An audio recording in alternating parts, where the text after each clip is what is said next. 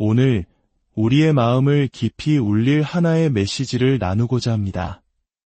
이사야서 33장 24절의 말씀입니다. 그 거주민은 내가 병들었노라 하지 아니할 것이라. 거기에 사는 백성이 사죄함을 받으리라. 이 짧은 한 구절에 담긴 치유와 용서의 약속. 잠시 이 말씀을 듣기 전에 만약 이 메시지가 누군가에게 작은 위로와 희망이 될 수 있다고 생각하신다면 조용히 공유의 손길을 내밀어 주십시오. 당신의 작은 나눔이 하나님의 크신 은혜를 전하는 통로가 될 수 있습니다. 저희 채널을 구독하시면 이처럼 영혼을 위한 귀한 양식을 놓치지 않으실 것입니다. 이 영상을 통해 말씀을 나누는 모든 분들 위해 하나님의 평강이 함께하기를 기도합니다. 오늘 우리가 함께 묵상할 이사야서 33장은 모든 희망이 사라진 칠흑 같은 절망의 한가운데서 선포된 하나님의 은혜로운 메시지입니다.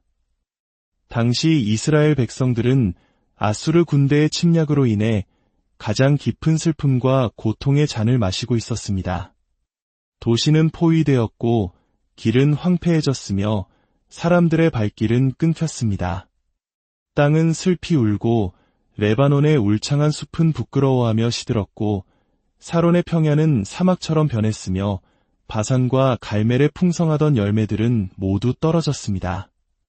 마치 모든 것이 끝났다고 생각되는 바로 그 순간 최악의 상황이 닥쳤을 때 하나님께서 일어나셨습니다. 그분은 당신의 강한 팔을 드러내시고 당신의 백성을 위해 구원을 베푸셨습니다. 혹시 이 이야기가 단지 오래된 역사 속 한 장면으로만 들리시나요? 그렇지 않습니다. 이것은 절망의 순간에 우리를 찾아오시는 하나님의 변치 않는 법칙과도 같습니다. 지금 당신의 삶이 7겹의 짙은 어둠 속에 갇혀 있다고 느끼십니까? 모든 것이 무너져 내리고 아무것도 남지 않았다고 생각될 때 바로 그때가 하나님께서 당신을 위해 일하시는 순간임을 기억하십시오. 당신의 모든 힘이 소진되었을 때 잠잠히 하나님을 바라보는 것이 당신의 새로운 힘이 될 것입니다. 하나님께서 친히 당신의 팔이 되어주시고 아침마다 새로운 구원이 되시며 환난 날의 피난처가 되어주실 것입니다. 우리의 삶을 돌아보면 마치 포위된 예루살렘 성과 같을 때가 있습니다. 질병, 가난, 관계의 깨어짐, 그리고 죄책감이라는 적들이 우리를 사면에서 에워싸고 숨통을 조여올 때가 있습니다. 바로 그런 영적 고통 속에 있는 모든 분들이 오늘 이 말씀에서 희망을 얻기를 소망합니다. 하나님께서는 가난하고 궁핍한 자들을 돌아보시며 고통받는 자들에게 구원의 손길을 내미시기를 기뻐하시는 분입니다. 깊은 수렁과 어두운 감옥 속에서라도 당신의 마음을 들어 그분께 부르짖으십시오. 하나님께서는 당신의 비참함 속에서 크나큰 자비와 긍휼을 베푸실 것입니다. 하나님께서 고통받는 당신의 백성에게 은혜를 베푸실 때 나타나는 가장 위대한 결과는 바로 그분의 거룩한 이름이 영광을 받으시는 것입니다. 이사야서 33장은 하나님께서 높임을 받으시는 분이며 지극히 높은 곳에 거하시는 분, 영광스러운 주님으로 묘사합니다. 스스로 낮아지고 겸손해진 영혼의 눈에 우리 주님은 그 어느 때보다 더 영광스럽게 보이십니다. 우리가 겪는 고통은 그 고통으로부터 우리를 건져내시는 구원자의 위대하심을 찬양하게 만드는 무대가 됩니다. 하나님께서는 이 아름다운 세상을 만드셨지만 우리는 그분의 솜씨를 찬양하는데 인색할 때가 많습니다. 우리의 삶을 인도하시는 섭리 또한 끊임없는 찬양의 이유가 되어야 하지만 우리는 종종 그 영광을 다른 것에 돌리곤 합니다. 하나님께서는 때로 우리를 좁은 길, 힘겨운 상황으로 인도하십니다. 이는 그분의 은혜의 위엄과 능력의 무한하심을 우리에게 보여주시기 위함입니다. 그리고 마침내 그분의 손길로 구원받았을 때 우리는 놀라움과 경배 속에서 비로소 찬양의 노래를 터뜨리게 됩니다. 주님의 위대하심을 보라. 우리는 주님을 찬양하고 다른 이들에게도 함께 그 이름을 높이자고 외치게 됩니다. 오늘 본문은 그 찬양의 절정을 보여줍니다.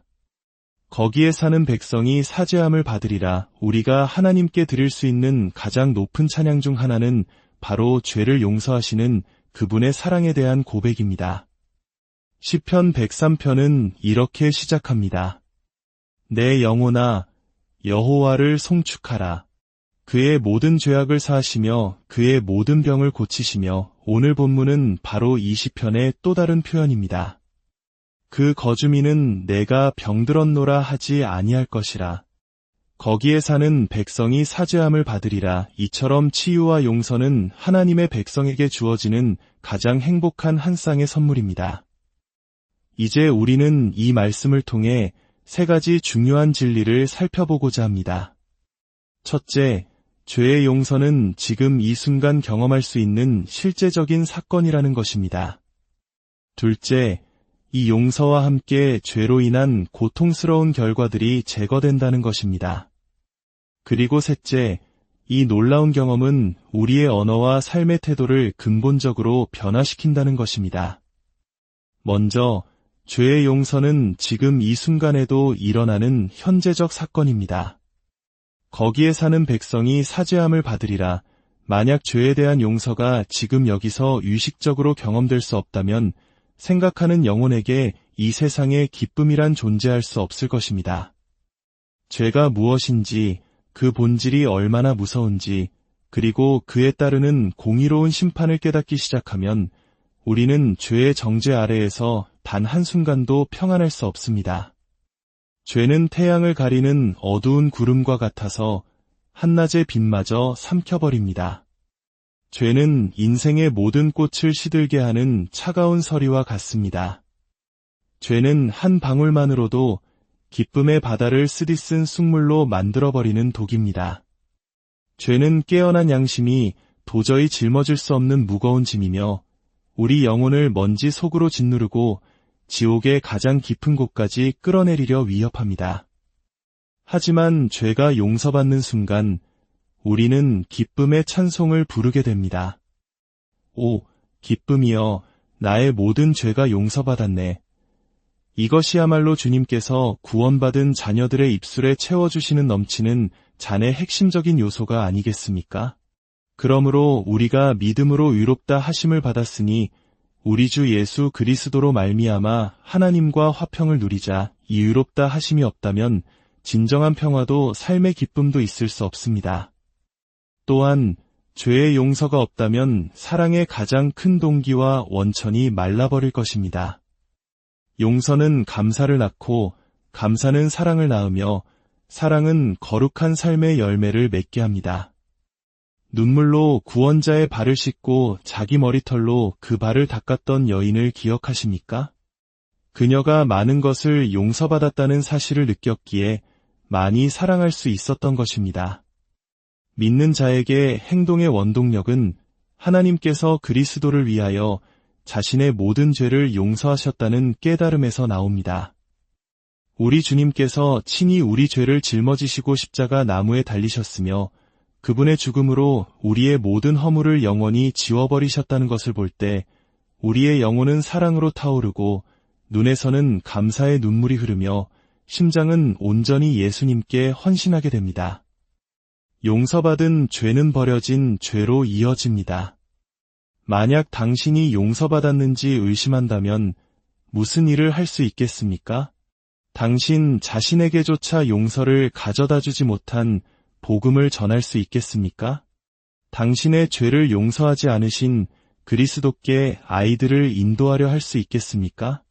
그러나 단 한 번의 위대한 희생 제사를 통해 당신의 모든 죄악이 영원히 용서받았음을 깨닫는다면 당신은 그 위대한 희생을 사랑하지 않을 수 없으며 당신의 죄를 위해 그를 죽음에 내어주신 하나님을 찬양하지 않을 수 없을 것입니다. 두 번째로, 죄가 용서받을 때 죄의 결과들 또한 제거됩니다. 이스라엘 백성들은 죄로 인해 병들었습니다. 이사야 선지자는 한 장에서 온 머리는 병들었고 온 마음은 피곤하였으며 라고 말했습니다. 그러나 죄악이 용서받을 때 그 거주민은 내가 병들었노라 하지 아니할 것이라는 약속이 주어집니다. 때로 특정한 죄는 우리 삶의 징계라는 아픔을 가져옵니다. 그러나 우리가 하나님 앞에 죄를 고백하고 용서를 구할 때 그 징계의 무거운 손길은 거두어지거나 혹은 그 목적이 바뀌어 우리를 성장시키는 사랑의 훈련이 됩니다. 술 취함으로 가난에 빠졌던 사람이 용서를 구하고 그 죄에서 돌이킬 때 성실한 노동을 통해 그의 지독한 가난은 곧 끝이 납니다. 불결한 죄로 몸과 건강을 해쳤던 사람이 회개하고 그 길에서 떠날 때 그의 회복은 훨씬 빨라집니다. 죄의 쓴뿌리가 뽑힐 때 그로부터 자라나던 악한 열매들도 함께 제거되는 것입니다. 물론 과거의 죄가 남긴 상처가 이 생에서 완전히 사라지지 않을 수도 있습니다. 그러나 참된 회개는 그 상처마저도 우리를 겸손하게 만들고 다시 어리석음으로 돌아가지 않도록 지켜주는 안전장치로 바꾸어 놓습니다. 사랑하는 성도 여러분, 믿는 자에게 닥치는 그 어떤 슬픔도 법적인 형벌로 주어지는 것이 아님을 기억하십시오. 그것은 우리를 사랑하시는 아버지의 부드러운 훈육입니다. 심판관의 선고와 아버지의 징계는 그 본질이 전혀 다릅니다. 용서받은 자에게는 모든 것이 합력하여 선을 이룹니다. 저주는 축복으로 바뀌고 독은 약이 됩니다. 죽음조차도 마찬가지입니다. 그리스도인의 죽음은 죄에 대한 형벌이 아닙니다. 하나님께서는 예수 그리스도를 우리의 대속물로 받으셨기에 이미 모든 형벌을 그분께 담당시키셨습니다. 하나님께서 한 죄에 대해 2번 형벌을 요구하시는 것은 불가능합니다. 믿는 자에게 죽음은 끝없는 기쁨의 문이며 영원한 본향으로 들어가는 관문입니다. 마지막으로 이 모든 변화는 우리의 말을 바꿉니다. 그 거주민은 내가 병들었노라 하지 아니할 것이라 그들은 더 이상 아프다고 말하지 않을까요? 첫째, 그럴 필요가 없기 때문입니다. 용서받은 영혼은 영적인 질병에서 치유를 받습니다.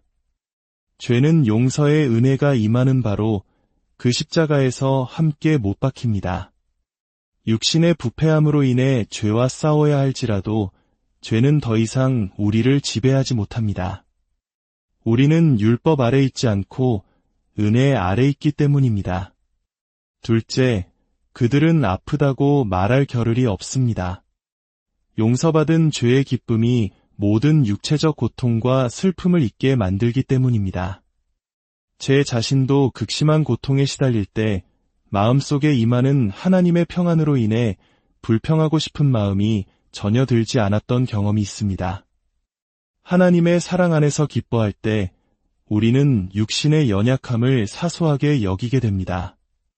눈이 멀고 귀가 들리지 않고 몸이 불편할지라도 죄 사함의 기쁨을 아는 사람은 나는 아프다 라고 말하는 대신 나는 용서받았다고 노래합니다. 그 기쁨이 너무나 커서 가난 속에서도 나는 가난하다 말하지 않고 나는 용서받은 부자다 라고 외치게 됩니다.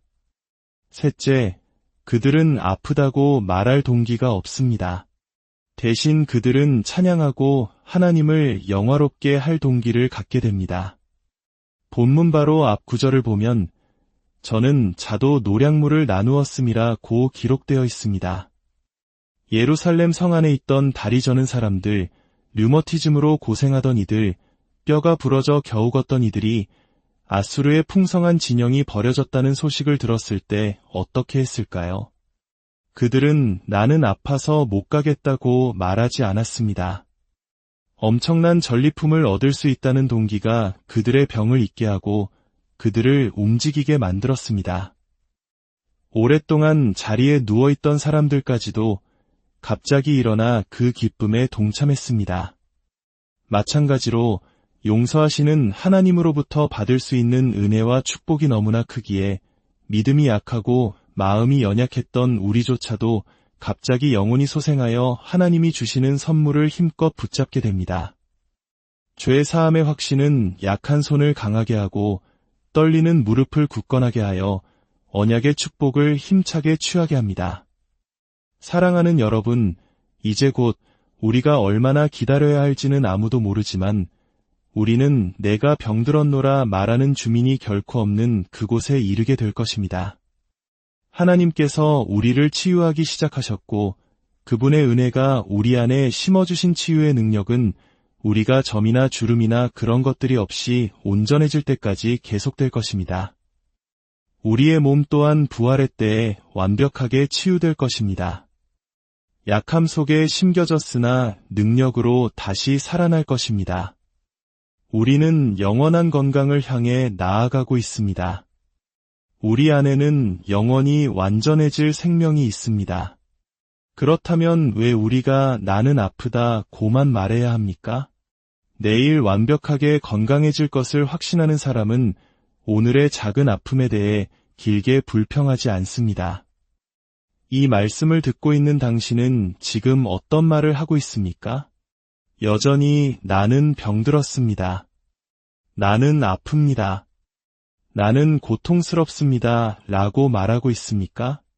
아니면 오늘 이 말씀을 통해 새로운 고백을 시작하시겠습니까? 나는 용서받았습니다.